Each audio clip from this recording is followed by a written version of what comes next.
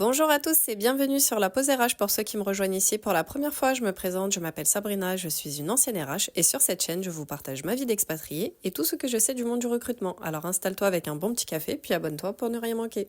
Alors toujours avant de continuer notre série Quelle province choisir au Canada, je me sens vraiment obligée de rebondir aux nouvelles annonces du gouvernement québécois concernant la laïcité, ou plutôt la volonté d'exclure les musulmans de l'espace public. J'ai plusieurs choses à dire là-dessus, donc reste bien jusqu'à la fin pour comprendre mon analyse. Et comme toujours, si tu commentes ton point de vue, reste le bienvenu ici, mais on reste poli et courtois s'il vous plaît. On a le droit de pas être d'accord, mais pas le droit d'être irrespectueux. Et pas de commentaires racistes s'il vous plaît, sinon je supprime. Et donc je vais dérouler mon commentaire en plusieurs points. D'abord, on va analyser ensemble en quoi ce genre de loi est discriminatoire et sexiste. Ensuite, à quel point elle ne sert que de diversion dans un contexte économique difficile. Et enfin, je vais plus m'adresser à ma communauté pour vous donner mon conseil et la compréhension de ce genre de débat qu'il faut avoir. Donc ma communauté musulmane, puisque oui, si vous ne le savez pas, je suis musulmane, donc ce genre de loi m'impacte directement. Alors, on va démarrer avec un petit rappel des faits, donc à savoir de quoi on parle. Donc, si vous n'êtes pas au courant, le gouvernement Legault a annoncé plusieurs nouvelles lois qui visent exclusivement les musulmans dans l'interdiction des signes religieux. Donc, on avait déjà la loi 21 depuis 2016, si je dis pas de bêtises, qui interdisait le port de signes religieux aux acteurs de l'État, donc les professeurs et puis toutes les personnes qui travaillent dans le secteur public. Et maintenant, la volonté est d'étendre en fait cette interdiction à toute personne qui donne un service commun, donc dans les milieux de garde d'enfants, la fin des salles de prière aménagées dans les cégep et universités et la fin de menus spécialisés, donc halal ou autres, dans les cantines. Et bien évidemment aussi l'interdiction de prier dans la rue qui a fait beaucoup de débats ces derniers temps. Donc tout ça est couvert du mot laïcité qui finalement s'avère un terme vraiment très poli pour dire aux musulmans de ne pas exister dans les espaces communs. Car bien sûr, les fêtes de Noël, de Pâques, etc. ne sont pas concernées par cette volonté d'invisibiliser la religion. C'est bien les musulmans qu'on veut rendre invisibles. Et c'est bien pour cela que ce genre de loi est discriminatoire et raciste, car elle ne concerne qu'une seule communauté en réalité. Même si on utilise des termes et qu'on tourne un petit peu autour du pot, on sait très bien que ça vise qu'une seule religion. De plus, c'est bien entendu sexiste, car en plus de ne concerner que les musulmans, ça ne concerne aussi exclusivement que les femmes.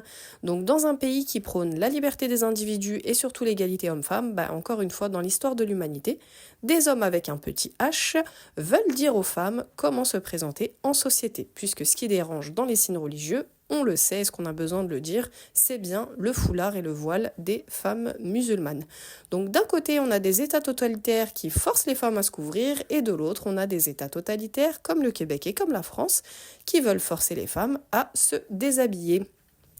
Parce que oui, il faut bien comprendre que pour nous, en tant que femmes musulmanes, nos cheveux font partie du féminin sacré, c'est-à-dire qu'on ne les montre qu'en privé, car pour nous, ils font partie intégrante de la pudeur qu'on souhaite exercer en public.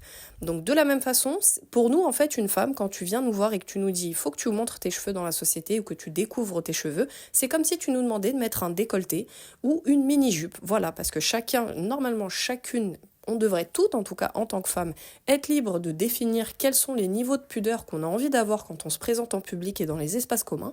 Et pour nous, les femmes musulmanes, c'est ce degré-là de pudeur qu'on a envie d'avoir dans les espaces communs.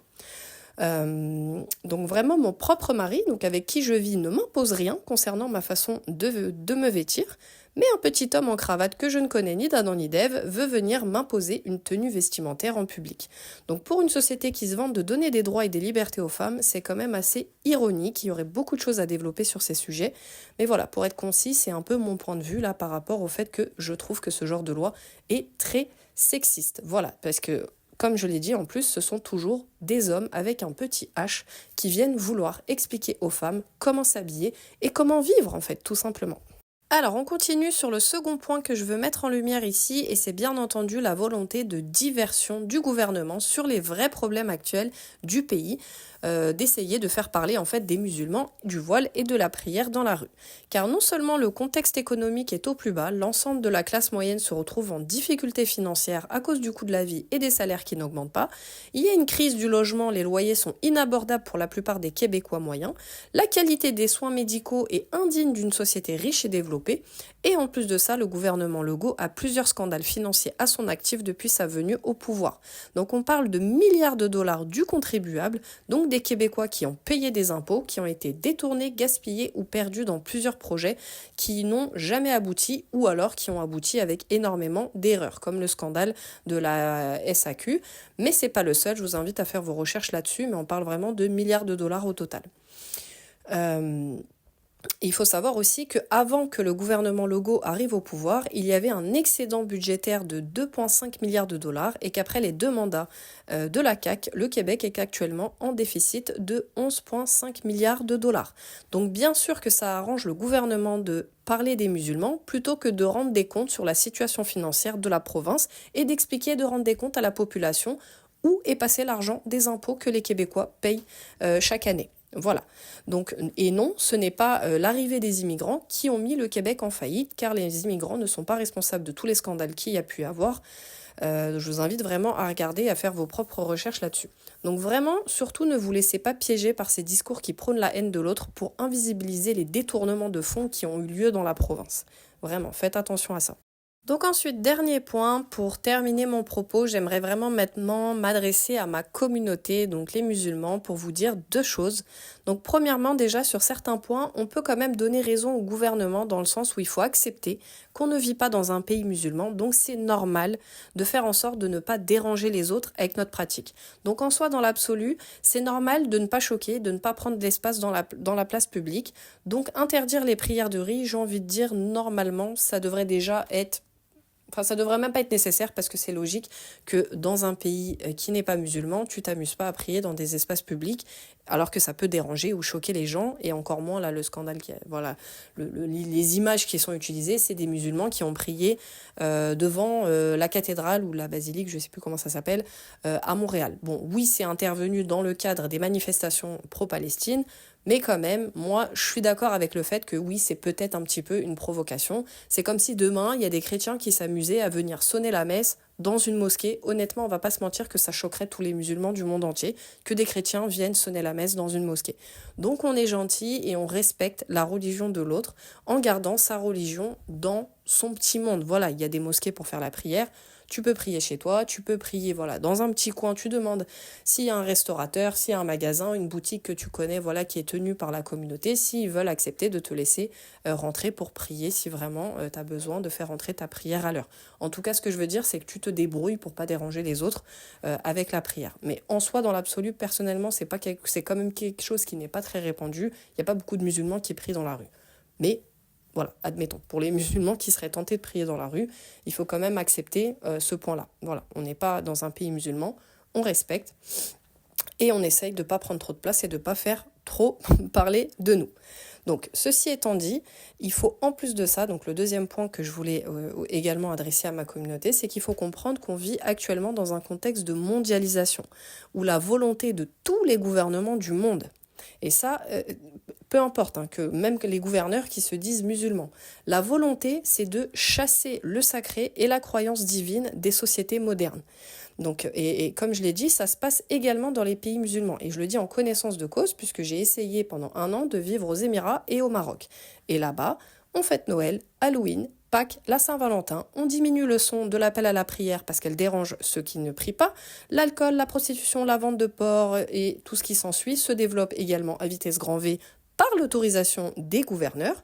Donc même fuir dans ces pays, ce n'est pas la solution miracle pour espérer avoir une liberté de culte ou en tout cas vivre dans une société où il n'y aurait que des musulmans qui vivent en chantant tous en chœur tous les matins, malheureusement. Donc, il faut comprendre que partout dans le monde, et particulièrement en Occident, le monde veut devenir athée et capitaliste. Et en Occident, les gouvernements ont déjà chassé, il y a des années, ça fait plusieurs décennies que les gouvernements en Occident ont chassé les valeurs chrétiennes des lois et de la justice. Donc forcément, ils ne vont pas accepter les valeurs de l'islam, c'est logique. Je vous invite à lire les écrits de Malek Benabi et La crise du monde moderne de René Guénon, qui vous expliquera vraiment en profondeur l'état actuel de nos sociétés et du monde dans lequel on vit. Donc vraiment patience avec cette époque où malheureusement vouloir plaire aux créateurs, c'est automatiquement déplaire aux créatures. Donc vraiment il faut essayer un petit peu, on va dire, de se canaliser et de ne pas se laisser perturber moralement par ce genre de débat et par ce genre de loi, parce que malheureusement, dans le contexte dans lequel on vit, en fait, dans l'ère dans laquelle on vit, c'est vraiment ça, c'est l'ère dans laquelle on vit, on est dans le déclin du divin et du sacré. Les sociétés modernes ne veulent pas des gens qui croient en Dieu, ne veulent pas des gens qui pratiquent une religion, quelle qu'elle soit en soi dans l'absolu. La seule chose qui fait qu'aujourd'hui, par exemple, les valeurs chrétiennes ne dérangent pas dans les sociétés, c'est parce que les chrétiens ont une pratique extrêmement faible, on va pas se mentir. Nous, les musulmans, on est la dernière religion, on va dire, où le niveau de pratique est visible. Avec le ramadan, avec la prière, avec le voile, on est vraiment la dernière religion où, on va dire, où notre communauté insiste avec les pratiques et le respect des rites. C'est pour ça qu'on dérange autant et qu'on fait autant parler de nous. Donc il faut faire attention à ça, il ne faut vraiment pas se laisser démoraliser. Comme on dit, le chien aboie, la caravane passe. Donc voilà, on va s'arrêter là pour aujourd'hui, même si on pourrait développer beaucoup de points par rapport à ce sujet, mais ça prendrait beaucoup trop de temps, puis c'est pas le but de la chaîne ici. Je vais revenir bientôt pour continuer la série Quelle province choisir au Canada. On va finir par y arriver. Et puis désolée si des fois mes propos sont pas très clairs. En tout cas, je suis juste une maman fatiguée avec 2 enfants de moins de 3 ans à charge, toute seule à la maison du matin au soir. Donc j'essaie de me faire mes petites vidéos quand j'ai un peu de temps, une fois que les filles dorment, c'est pas évident. Mais en tout cas, reste connecté. Merci beaucoup pour ton écoute et à bientôt sur la pause RH.